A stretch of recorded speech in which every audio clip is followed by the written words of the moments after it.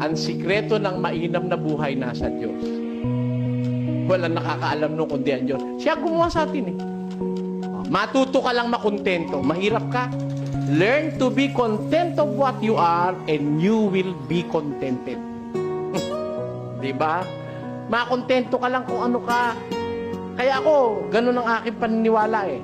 Gaya ni San Pablo, sa 4 ng Filipos, ganito ating mababasa.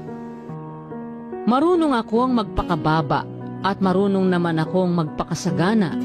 Sa bawat bagay at sa lahat ng bagay ay natutuhan ko ang lihim, maging sa kabusugan at maging sa kagutuman, at maging sa kasaganaan at maging sa kasalatan. Ayun. Marunong akong sagana. Marunong din naman akong mahirap. Marunong akong masalat. Marunong naman akong marami. Tayo, kontento siya. O pagka kontento ka, may problema ka ba? Wala. Kano kita mo?